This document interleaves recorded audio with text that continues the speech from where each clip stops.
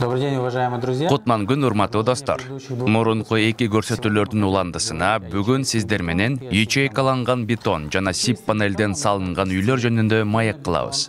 Ячейкаланган бетонго көбүктөлгөн жана газдалган бетондор кирет. Алардын автоклавдын ичинде жана ансыз катыткан түрлөрү да бар. Биз автоклавдда катытпаган ячейкаланган бетон жөнүндө сөз кылбай эле коелу, анткени анын салмагы оор, структурасы абдан борпоң, үйөлөнгөн, өзүнүн салмагын көтөрө албаган материал болгондуктан. Тажрыйбада болгон нерселерди айтсак, кээде 3 метр бийиктиктеги там салынганда астыңкы катарлары салмакты көтөрө албай, урап калган учурларда болгон. Биз болсо азыркы убакта көбүрөөк колдонулган заманбап автоклавда бышкан газобетон жөнүндө кеп куралы. Мындай газобетонду өндүргөндө бетон, кум, акетаж жана алюминий паста же пудрасы колдонулат. Автоклавдык газобетонду өндүрүүдө катуу басымдагы буу жана көлөмү чоң автоклавды талап кылгандыктан, аны чоң заводдордо гана чыгарат. Ушул эки нерселердин таасири аркылуу газобетон өзүнүн бышыктык сапатын жогорулайт. Өндүрүштүк масштабтар болсо, аны кескенде так геометриялык формаларын сактоого мүмкүнчүлүк берет. Андан тышкары, паз-гриппень системадагы кармооч чөнтөкчөлөрдүү газобетон блокторду чыгарууга да болот. Ал система клей растворун колдонуусун азайтканга жана узунунан кеткен тигиштерине суу көпүрлөрүн жокко чыгарууга жардам берет. Кармооч чөнтөкчөлөрү болсо, объектке ташууга ыңгайлуулукту жаратат.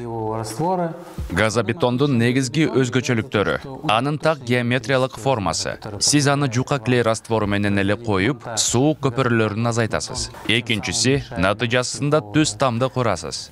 Тамды курганда газобетондун 4 мм эле айырмасы болушу мүмкүн.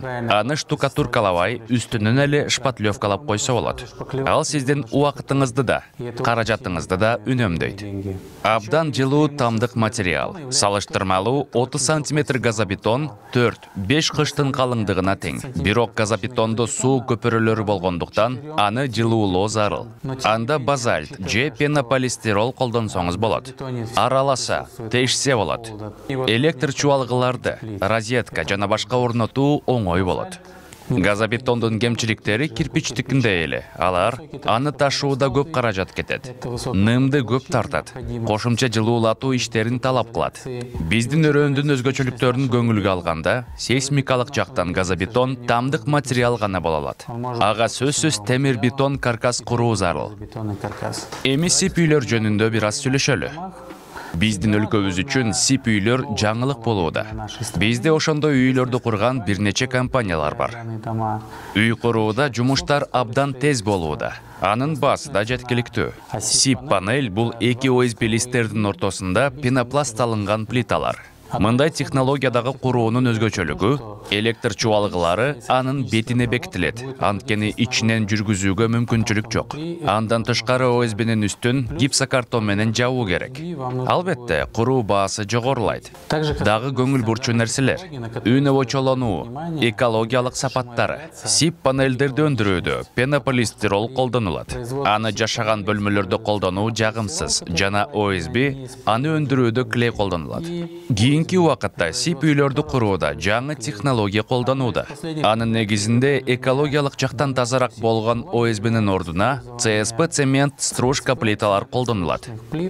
Эми достор, акыркы 3-чү чыгарылыштарды жыйынтыктайлы. Үйдү эмнеден салуу керек? Биз айтып берген технологиялардын бирөөсү да сиз каалаган кепилдүү жыйынтыкты бере албайт.